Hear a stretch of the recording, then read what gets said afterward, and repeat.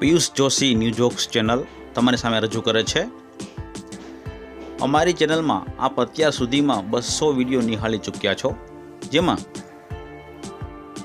ધાર્મિક તહેવારો અને જાહેર કાર્યક્રમની ઉજવણીના 60થી વધુ વિડીયો, ગુજરાતના જોવાલાયક સ્થળોના માહિતીસભર 40થી વધુ વિડીયો, વિદ્યાર્થીઓને ઉપયોગી શિક્ષણના 40થી વધુ વિડીયો, જોક્સ કે સાહિત્યના 30થી વધુ વિડીયો અમારી ચેનલમાં તમે નિહાળી શકો છો। માત્ર અને માત્ર હકારાત્મક વિચારો અને માહિતી આપતી અમારી ચેનલને સબસ્ક્રાઇબ કરી છે કે નહીં? અરે સબસ્ક્રાઇબ કરવાનું ભૂલી ગયા હોય તો આજે જ અમારી ચેનલને સબસ્ક્રાઇબ કરશો જી। અને તમારી સમક્ષ અમે રજૂ કરીશું અવનવા વિડીયો કે જે તમને ખૂબ જ સારામાં સારી માહિતી આપશે। નમસ્કાર દર્શક મિત્રો, આજે આપણે બાબરા તાલુકાના એવા વાડે વિસ્તારમાં આવેલા છે કે જ્યાં ખૂબ જ વિપુલ પ્રમાણમાં આવી પવનચક્કીઓ આવેલી છે। આ પવનચક્કીઓની ઊંચાઈ કેટલી છે એ તો આપણે સ્પષ્ટ ખ્યાલ નથી, પણ આપણે બની શકે તેટલો તેની માહિતી લેવાનો પ્રયત્ન કરીએ। તો ચાલો આપણે પવનચક્કીને નજીકથી નિહાળીએ અને તેમાં કઈ કઈ વસ્તુઓ હોય છે તેના વિશે પણ માહિતી મેળવીએ।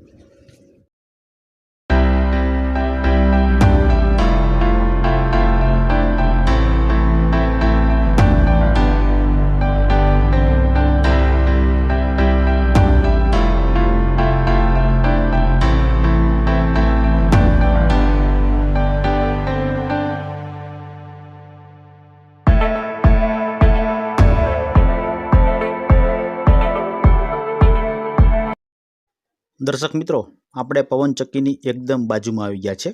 નીચેથી જોતા પવનચક્કીની ઊંચાઈ અંદાજિત 400 ફૂટ જેટલી દેખાય છે। જુદી જુદી ખાનગી કંપનીઓ પોતાની પવનચક્કીઓની ઊંચાઈ અલગ અલગ રાખે છે, પરંતુ આ જે આપણે પવનચક્કી અત્યારે જોઈ રહ્યા છે તેની ઊંચાઈ અંદાજિત 400 ફૂટ જેટલી લાગે છે। હવે આપણે તેની વધુ નજીક જઈશું। બાજુમાં જોતા આપણને એક નાનકડી સીડી દેખાય છે અને વચ્ચે એક દરવાજો છે। આ બાજુમાં તેમાંથી ઉત્પન્ન થતી વીજળીનું ટ્રાન્સફોર્મર છે। અહીં તમને જે દરવાજો દેખાય છે તેમાં લિફ્ટ છે। લિફ્ટથી ઉપર છેક સુધી જઈ શકાય છે।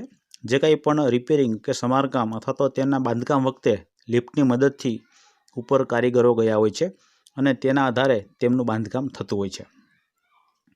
આ પવનચક્કી જે છે તેની નીચેનો વિસ્તાર છે તેમાં પણ ખૂબ જ ઊંડા પાયા ખોદીને ત્યાર પછી તેમાં વીજ જોડાણથી અહીં તમને જે બતાવવામાં આવે છે તે ટ્રાન્સફોર્મર છે, તેમાં જે વીજળી ઉત્પન્ન થાય છે તે ખૂબ જ વધારે પડતું પાવર ઉત્પન્ન કરતી હોવાથી તેમની બાજુમાં જવું પણ હિતાવહ નથી। તેમાં લાલ રંગના બોર્ડ પણ મારેલા હોય છે, જે દર્શાવે છે કે તેમાં આશરે 33,000 વોટ પાવર ઉત્પન્ન થાય છે। આ વાડી વિસ્તારમાં તમે જ્યાં નજર કરો ત્યાં તમને અલગ અલગ જગ્યાએ પવનચક્કીઓ દેખાતી હોય છે। આ ટ્રાન્સફોર્મરમાં વીજળી ઉત્પન્ન થયા બાદ ત્યાર પછી તેમાં અલગ અલગ થાંભલાઓની મદદથી આગળ સપ્લાય કરવામાં આવે છે। જે તમે અત્યારે નિહાળી રહ્યા છો કે આ ટ્રાન્સફોર્મરમાંથી અલગ અલગ વાયરથી જુદી જુદી જગ્યાએ વીજળી મોકલવામાં આવી રહી છે।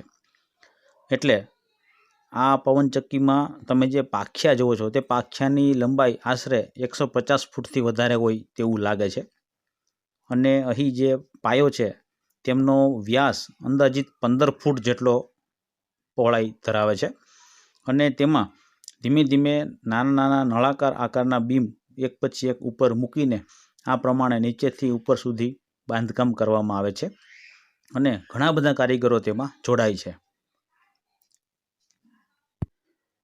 આપણા કુદરતી ઉર્જાના મુખ્ય સ્ત્રોત સૂર્ય, જળ, પવન વગેરેમાંથી વિદ્યુત ઉત્પન્ન કરવામાં આવે છે અને તે આપણને ખૂબ જ ઉપયોગી છે। અત્યારે આપ જોઈ રહ્યા છો તે અલગ અલગ જગ્યાએ પવનચક્કીઓ આવેલી છે અને પવન રાતને દિવસ આવ્યા જ કરે છે। તેમાંથી આપણે વીજળી મેળવીએ છીએ અને તે વીજળી અલગ અલગ જગ્યાએ પહોંચાડીએ છીએ। આ પવનચક્કીને બાજુમાં જોવાનો એક આનંદ અનેરો જ છે। તમે પણ બાબરા તાલુકાના કોઈ પણ વિસ્તારમાં જાઓ એટલે તમે પવનચક્કી ઘણી બધી તમને દેખાશે અને તમે પણ તે નજીકથી જોવાનો આનંદ મેળવી શકો છો। આ પવનની ગતિ પ્રમાણે પવનચક્કીના પાંખિયાઓ ધીમે અને ઝડપથી ફરતા હોય છે। દર્શક મિત્રો, આપણે હવે કુદરતી સૌંદર્યની પણ વાત કરીએ। અત્યારે આપણે ગામની ઊંચાઈ ઉપર આવેલા છે અને ત્યાંથી સમગ્ર ગામ આમ તો દેખાય છે અને આજુબાજુમાં તમે જ્યાં ક્યાંય પણ નજર કરો તે દરેક જગ્યાએ તમને પવનચક્કી દેખાતી હશે અને આ પવનચક્કી જોવાનો અને તેને માણવાનો એક અલગ જ આનંદ છે। ગુજરાતમાં જુદી જુદી ખાનગી કંપનીઓ અલગ અલગ માપની પવનચક્કીઓ બનાવતી હોવાથી આ જે કંઈ પણ પવનચક્કીના માપ તમારી સામે રજૂ કર્યા છે તે અંદાજિત માપ રજૂ કર્યા છે। કોઈ ચોક્કસ માપ અમે તમારી સામે રજૂ કર્યું નથી, એટલે કદાચ તેમાં કોઈ ફેરફાર હોય તો ક્ષમા કરશો। આ વિડીયો બનાવવાનો મુખ્ય ઉદ્દેશ્ય વિદ્યાર્થીઓને પવનમાંથી કેવી રીતે ઉર્જા ઉત્પન્ન થાય અને વિદ્યુતમાં તેને કેવી રીતે ફેરફાર કરી શકીએ અને તેમનો ઉપયોગ શું થઈ શકે તે બતાવવાનો છે। આ સિવાય પણ અમારી ચેનલમાં ઘણા બધા વિડીયો છે જે તમે નિહાળી શકો છો અને અમારી ચેનલને લાઇક અને સબસ્ક્રાઈબ કરવાનું ભૂલશો નહીં। જો આ વિડીયો તમને સારો લાગ્યો હોય તો કોમેન્ટમાં પણ તમે અમને અભિપ્રાય લખીને મોકલી શકો છો। ફરી મળીશું નવા વિડીયો સાથે, ત્યાં સુધી રજા આપશો। આભાર।